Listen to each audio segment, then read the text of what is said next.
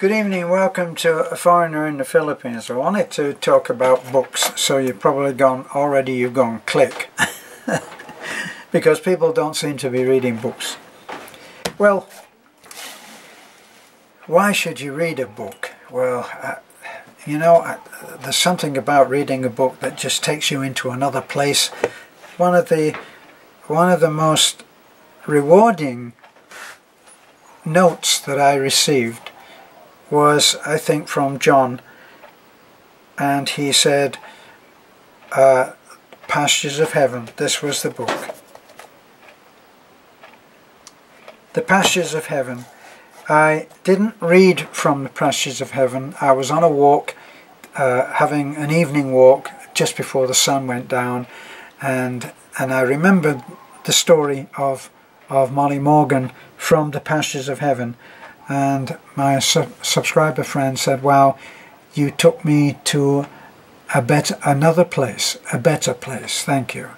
And I felt that was a wonderful compliment. Thank you very much for that compliment. And it was from a book by John Steinbeck called The Pastures of Heaven, which I wholeheartedly recommend. You will be touched, your heart will be broken in the nicest possible way. So, what do you need? Personally, I think you need a good old dictionary. And you need to look up the words that you don't understand. Either by making a mark and then going back, or maybe if they get to be, as long as there doesn't get to be too many so that it interrupts the flow, go and look at them in the dictionary as you are there. You'll very quickly get used to using a dictionary and finding stuff quickly. I've got a Webster's New Dictionary that I was very kindly sent. A lot of these things, like some of these books, are just not available to me. So I'm really very, very grateful for the books that I get sent. Now, some of the books that I've read that I don't have here to show you, but the ones that I've really enjoyed all of the quotes. Can I pull out a book here? See, look, here's one. This one. The most brilliant thoughts of all time. Well, maybe they were and maybe they weren't, but they were brilliant. And so I look at that, and these are the thoughts of great people. You love it if you talk about it. Ernest Hemingway.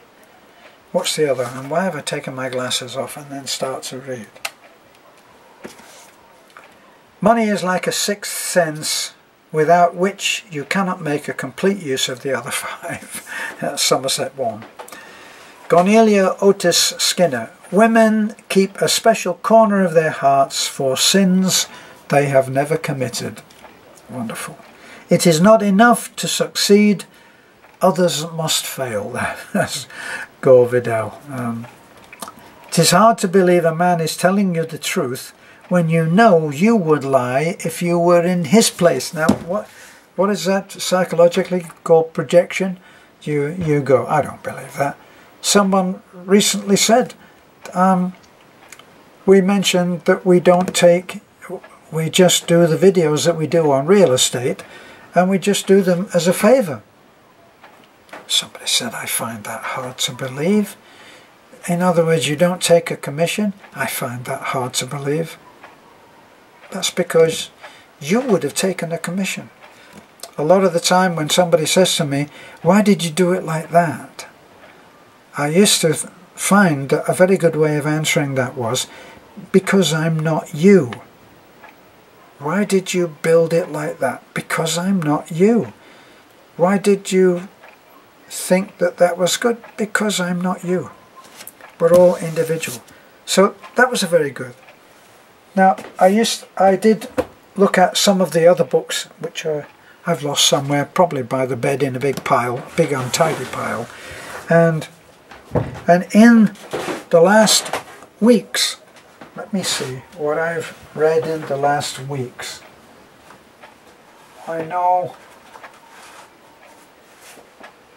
The Alchemist. I read The Alchemist. I thought this was a wonderful book. I read The Alchemist.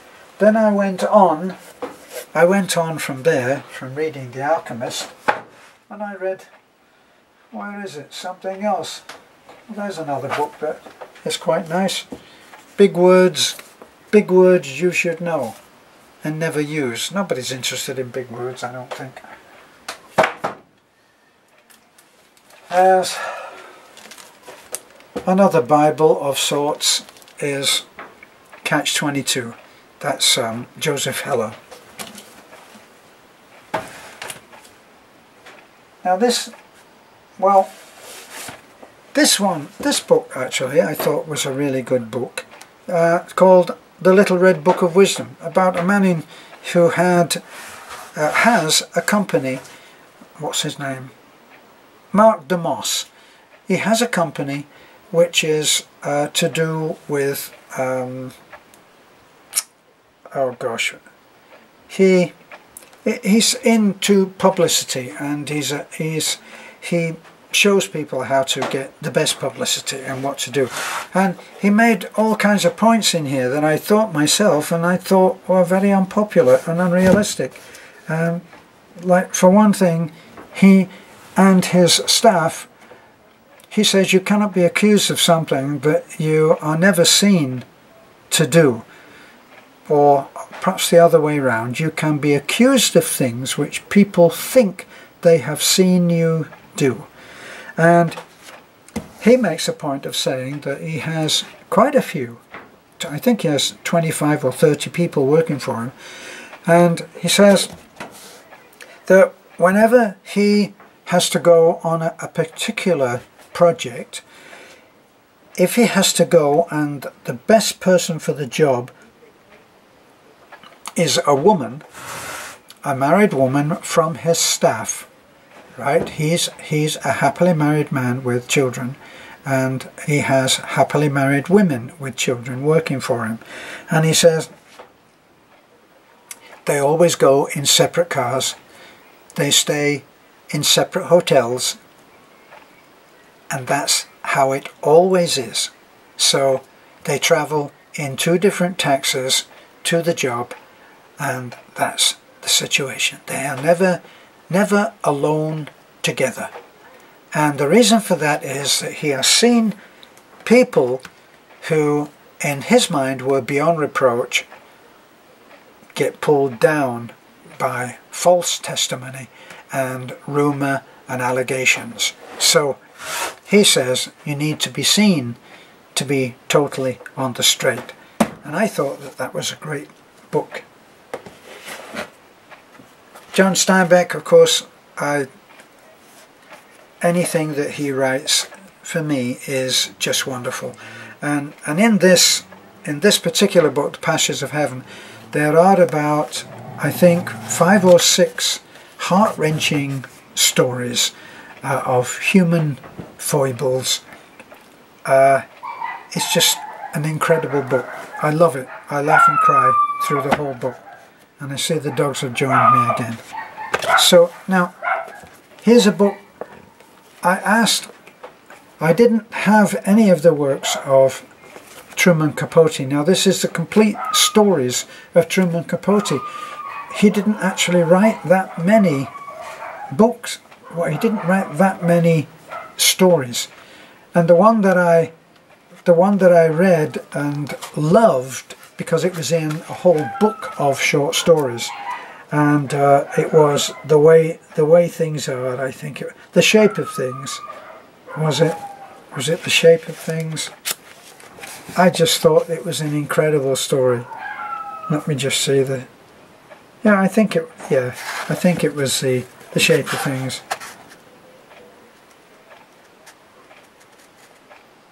Oh, My Side of the Matter was a brilliant book.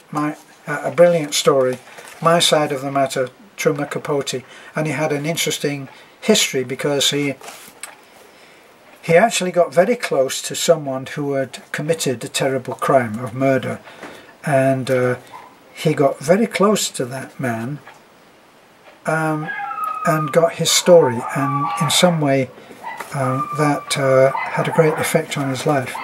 So there's 2 books there, 3 books there that I loved. Now let's get to what I'm planning on doing. I just did a video about the case for Christ, which had a huge effect on me, so much so that I went and got baptized by my brother-in-law. And I learned stuff in that book that it's not that I didn't know it, I'd never even thought about it, you know. So that was Lee Strobel, and I actually really enjoyed that book and learned a lot from it. A lot of things which were tough to confront, you know, exactly how Christ died, what happens to a person when they are crucified, all the run up to it, that, you know, they're in a virtual cardiac arrest. It is horrendous. How Christ was ever able to stand up was because he was the Son of God. Now, the other one, he has now given me, my friend who is also a student of the Bible, has given me probably 3 or 4 months, or possibly even more, of study to do. And the first book is The Twilight of Evolution, and in this book I've got a little way through the book, and it's talking about how evolution as a theory, evolution is a theory. I often get people say to me, well, why do they call it the theory? I mean, it's not a theory, is it? It's fact. Actually, I don't believe that it is fact, but that's just my thing. But I get stuck on saying, and I've said it many times, I get stuck on saying what was said at the time, right? By Darwin, when apparently he was being interviewed on a radio, and on a radio interview, and he said, actually my theory could be shot down just by looking at the design of the human eye. The human eye, Darwin's theory is that everything was designed from the ground up. And in fact, the eye could not, it doesn't seem possible that it could have been designed from the ground up. You couldn't evolve into having an eye. The eye is so incredibly cleverly designed that it had to be from the up down. So it's very difficult for someone who is leaning towards a scientific look at things. It's difficult for them to go for what I'm not being blasphemous now when I say the grandfather in the Walton kind of image of God as being a grand white-haired old man full of wisdom and kind and all of this, and sitting on a throne somewhere in heaven in the clouds. And it's not easy for someone, it was never easy for me. The idea, as soon as you have the personification of God, it then becomes difficult to think of someone knowing everything about everybody and knowing what your thoughts are and all of this. And that was always a stumbling block for me.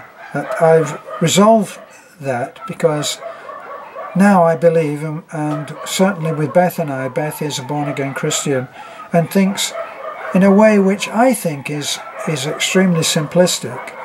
She thinks of God as God the Father, and it works for her. And why would I try to make my view of it hers? And that seems to me to be one of the worst points about Christianity, is this refusal to understand how different words can mean the same thing. But anyway, Twilight of Evolution, and that's what I'm engrossed in at the moment. These are not easy books to read, by the way, especially this one. Oh my god, I could use this in my weightlifting exercises. Right, so what's this one? Well, if the dogs would just give me a chance. The New Evidence. Josh McDowell, The New Evidence That Demands a Verdict. Well, it turns out that they were barking because Talik and Bibi were coming home after being at a neighbour's house. So there they are, and now 20 to 10 the dogs are raising quite a row. But anyway, they're down there now trying to get Nanai to wake up so that they can go in and go to bed. So this is the heavyweight now that I'm going to be moving on to next, I think. The New Evidence, which is going to be quite a read, but at least it's fairly large type. So that will be the next thing. And then, thank you Roger, Barbarians to Bureaucrats, Corporate Life Cycle Strategies. Thought-provoking. Anyone in a position to influence the direction of their company should make this book a #1 priority. Alright? A foremost management consultant looks to worldly history to identify the stages of corporate life and how to use them to your advantage. So I'm thinking that this is maybe biblically based, but something else. So maybe that won't be the next one. And this seemed quite an interesting book. Manners and Customs. Manners, Customs of the Bible. So in other words, how things were done back then, okay, so that you understand. And there's a lot to the Bible that I hadn't actually known until I started talking to other people about what their experiences were. Now, here's what I think is a good tip for continuing your education, and that is to talk to people about what their favorite books were. And boy, you really learn a great deal when you find out the books that other people have read. And at one time I asked someone who I knew was a writer if he could recommend an anthology showing lots of different writers, and he very kindly gave me a really thick book like this that had short stories or excerpts of writing from what must have been virtually every one of the great writers in the world. Everyone from Shakespeare to Hemingway to gosh, what was it? Solzhenitsyn. I'm sure that's how you pronounce it. Just incredible writers, incredible short stories. Steinbeck and Joseph Heller. So I learned a huge amount just by doing that. And I have another book here which I occasionally go back and read.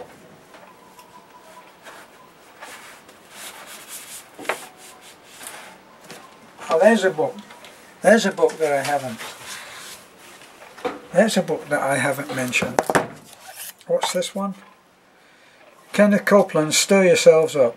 8 Steps Out of Spiritual Drought. Haven't actually even noticed that one before. It must have been sent to me. But this one, this is a nice book because it also has beautiful pictures in it. Look, as a painting as well, which is really nice. And then some very nice writing. Let's have a look at that one. Let us spend one day as deliberately as nature, and not be thrown off the track by every nutshell and mosquito's wing that falls on the rails. Let us rise early and fast, or break fast gently. Let us rise early, and break fast gently and without perturbation. Let us not be upset and overwhelmed in that terrible rapid and whirlpool. If the engine whistles, let it whistle till it is hoarse for its pains. If the bells ring, why should we run? And that's true, isn't it? Sometimes when the phone rings, you know, without even thinking, you go to get it in case, God, what would happen if I just missed a phone call? And you don't need to do that. You don't need to run, and you don't need to be worried if you missed a call, because if you missed it, they'll call again. Now, here, strangely, this was a very interesting book for many other reasons than you would think. If you're not a writer, you would probably look at this and say, well, why should I do that? I'm not a writer. I don't need to know the writer's journey. But this is the mythic structure for stories, storytellers and screenwriters. And apparently this is required reading for some of those people that write for some of the big studios. So, that's my book ramblings, and hope you've found that interesting. Let me see, what did I miss anything? Well, I'm sure that I missed an awful lot. I missed the Bible for one thing, didn't I? And there are different ways of looking at the Bible, and one of the ways is to read another book about how someone who is probably extremely clever, certainly cleverer than I am, and the way that he has looked at it and assessed it and judged it and agreed with it or not. And maybe we need to exercise those neural pathways of the mind. I tend to think of things as being of the mind and not of the brain. I can't imagine that I am a brain. And I know that some of the things that happen in music with musicians who play music at speeds so dazzling that they couldn't have been put together in the moment by the brain. It would have to be done by that incredible thing called the mind. Okay, that's enough ramblings from my mind. Thank you for being with me. Don't forget to like, comment if you can, and subscribe, and maybe share. Bye for now.